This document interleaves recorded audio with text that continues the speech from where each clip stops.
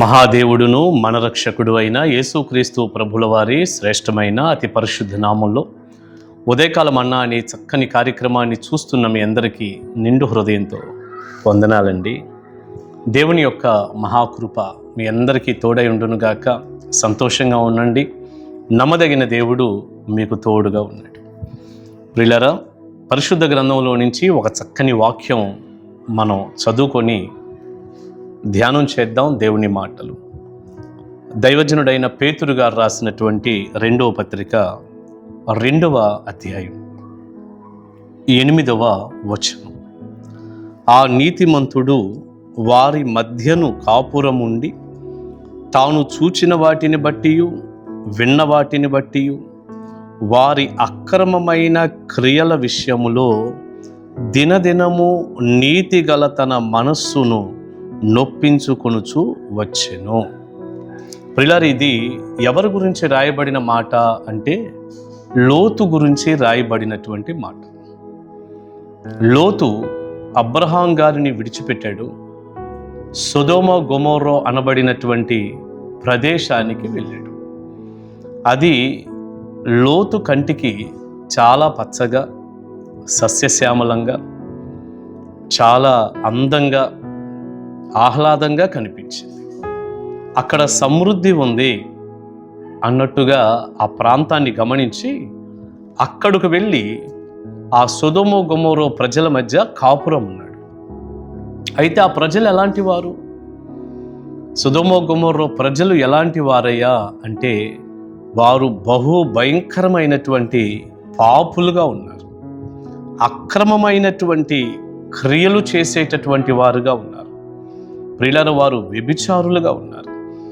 భయంకరమైనటువంటి చెడులో ఉన్నటువంటి వ్యక్తులు ఆ ప్రజలు. మరి లోతు తన భార్య బిడ్డలను తీసుకొని సొదొమ గొమొర్రా ప్రాంతానికి వెళ్ళాడు కదా, అక్కడ కాపురం ఉన్నాడు.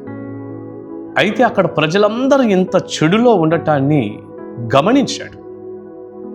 ఇక్కడ ఏమని రాసుందంటే, చూచిన వాటిని బట్టి వినిన వాటిని బట్టి వారి అక్రమమైన క్రియల విషయంలో దినదినము నీతిగల తన మనస్సును నొప్పించుకొనుచూ వచ్చాడు.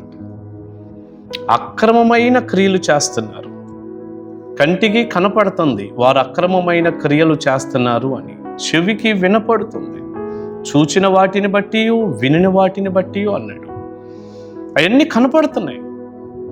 లోతు నీతిమంతుడు, అందులో ఏ అనుమానం లేదు. దినదినము నీతిగల తన మనసును నొప్పించుకుంటూ వచ్చాడు. బాధపడ్డాడు. అయ్యో, ఏంటి ఇలా ఉన్నారు, వీళ్ళు భయంకరమైన చెడులో ఉన్నారు, దైవ భయం లేదు, పాపంలో ఉన్నారు అంటూ ప్రతిరోజు దినదినము అన్నాడు కదా, ప్రతిరోజు నీతి కలిగిన తన మనస్సును నొప్పించుకుంటూ బాధపడుతూ వచ్చాడు. అయితే ఒక్క మాట ఇక్కడ మనం ఆలోచిద్దామా?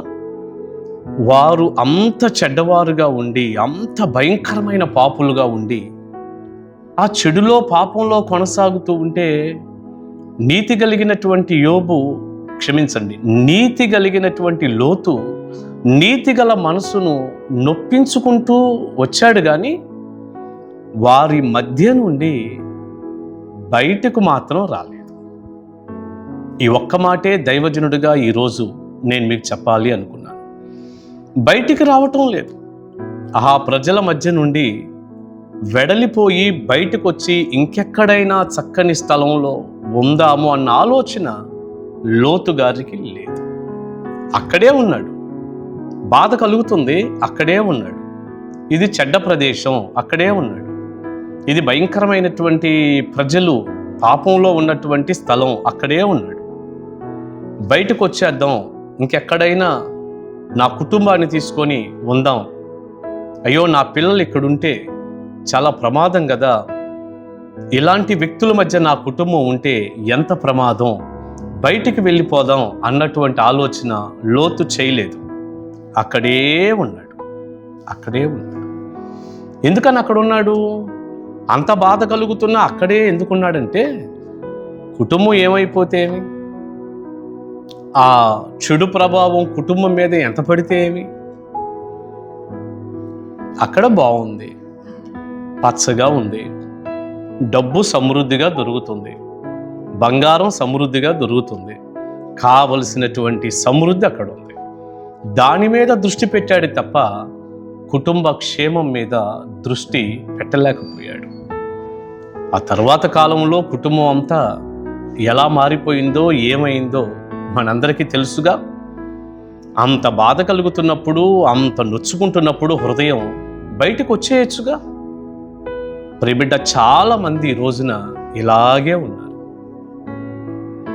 వారు చెడ్డ స్నేహితులు, అది చెడ్డ గుంపు.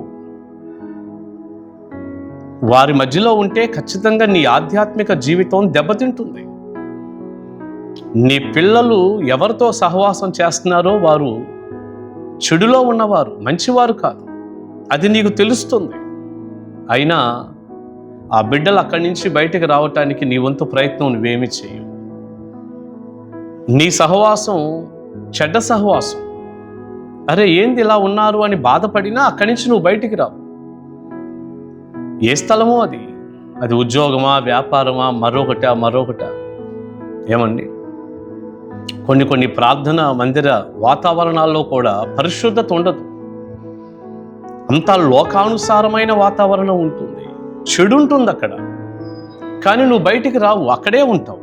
ఎందుకంటే ఏమో మరి అట్లా నీ మనసు కూడా అలా ఇష్టపడిపోతుంది.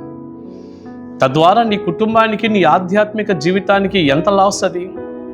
అయ్యో అక్కడ పాపం ఉంది, చెడు ఉంది, ఏంది ఇంత భయంకరంగా ఉంది, అయినా నువ్వు అక్కడే ఉంటావు హాయిగా. అక్కడి నుంచి బయటికి రావు. ఏదో లాభం నీకు కలుగుతుంది, ఏదో మేలు ఉంది అక్కడ. నీకు ఆ డబ్బో బంగారమో పైన వచ్చేదే కావాలి, కానీ పాపం విషయంలో సరైనటువంటి అవగాహన లేకపోవటం, తర్వాత నీకు కనపడి వినపడేది చెడుగా కనపడినా నువ్వు దాన్ని ఇష్టపడుతున్నావు. అంటే నీకు లాభం వస్తుంది కాబట్టి ఆ చెడునే ఇష్టపడుతూ ఉన్నావు. ఇంకా లోతైతే కాస్త నీతిమంతుడని రాయబడింది, అక్కడే ఉన్నాడు. కానీ నువ్వైతే ఆ చెడులో, పాపంలో ఒకవేళ కొనసాగుతున్నావేమో తెలియదు. ప్రియా దేవుని బిడ్డ, ఒక దైవజనుడిగా దేవుని వాక్యాన్ని నా ఎదుట పెట్టుకొని నేను చెప్పగలిగిన మాట, నీ మనసు నొచ్చుకుంటూ బాధపడుతూ, అయ్యో ఏంటి ఇట్లా ఉంది ఈ స్థలంలో, ఈ ఉద్యోగం దగ్గర, ఈ వ్యాపారం దగ్గర, ఇదిగో ఈ పని దగ్గర, లేకపోతే నేను వెళ్ళే మందిరంలో, లేకపోతే నేను వెళ్ళేటటువంటి స్థలంలో, లేకపోతే నా స్నేహితుల మధ్య ఏంటి ఇలా ఉన్నాను నేను, ఇలా ఉందేంటి అని కనుక నీకు అనిపిస్తే వెంటనే అక్కడ నుండి నిన్ను బయటికి రమ్మని ఒక అన్నగా నేను నీకు మనవి చేస్తున్నాను. పరిశుద్ధులైనటువంటి పిల్లలతో నువ్వు సహవాసం చేయాలి, దైవజనుడితో సహవాసం చేయాలి, దేవుడితో సహవాసం చేయాలి. నువ్వు నీతిమంతుడివే, కానీ నువ్వు ఉన్న సహవాసం సరైనదా కాదా ఒకసారి ఆలోచించు. బయటపడే కృప దేవుడు నీకు దయచేయనుగాక. డిఎల్ మూడీ అనే ఒక గొప్ప దైవజనుడు ఒకసారి ఒక మాట అన్నాడు, నీ సహవాసం ఎవరితోనో నాకు చెప్పు, నువ్వు ఎలాంటి వాడువో నేను చెప్తాను అన్నాడు. నిజమేగా, నీ సహవాసం ఈ చెడిపోయినటువంటి భయంకరమైన చెడ్డ కార్యాలు చేసే వారితో గనక ఉంటే, వారి మధ్య నువ్వు బ్రతుకుతూ ఉంటే ఏదో లాభం వచ్చిద్ది, మేలు కలిగిద్దని నువ్వు ఎలాంటి వ్యక్తివి ఒక్కసారి ఆలోచించు. లోతు చేసిన తప్పు మనం చేయకూడదు. నీ సహవాసం అంతా కూడా దేవుని పిల్లలతో, సంఘ పిల్లలతో, దైవజనుడితో, దేవునితో పెట్టు. పరిశుద్ధంగా జీవించు, మంచిగా ఉండు, ప్రార్థనాపూర్వకంగా ఉండు. తప్పనిసరిగా దేవుడు నిన్ను దీవించి ఆశీర్వదిస్తాడు. దైవ దీవెన నిండారులుగా మీకు ఉండునుగాక. ఆమె ప్రార్థన చేసుకుందాం. పరిశుద్ధుడా, ప్రేమగల తండ్రి, విత్తబడిన చక్కని సందేశం మీ పిల్లలకు దీవెనకరంగా చేయండి. గాయపడ్డ మీ చేతుల్లో పెడుతున్నాం. లోతునైనా దినదినము నీతి కలిగిన తన మనసును నొప్పించుకుంటూ వచ్చాడు, కానీ అక్కడ నుండి బయటకు వెళ్ళినవాడు కాదు, బయటకు వచ్చినవాడు కాదు. అందుకే కుటుంబం చాలా దెబ్బతిని నష్టపోయింది. ఆ పొరపాటు ఎవ్వరూ చేయకుండా కృప చూపండి. మేమందరం పరిశుద్ధులుగా, నాయనా నీతిమంతులుగా జీవించున్నట్లుగా, అయ్యా చక్కగా ప్రార్థన చేసే వారితో కలిసి సహవాసం చేయటానికి, ముఖ్యంగా మీ సహవాసంలో మేము కొనసాగి దీవించబడుట కృప చూపండి. వర్తమానం విన్న ప్రతి బిడ్డను మీ చేతుల్లో పెట్టుకుంటూ యేసు ప్రభు వారి శక్తిగల నామాన్ని ప్రార్థన మనము అడుగుచున్నాను తండ్రి.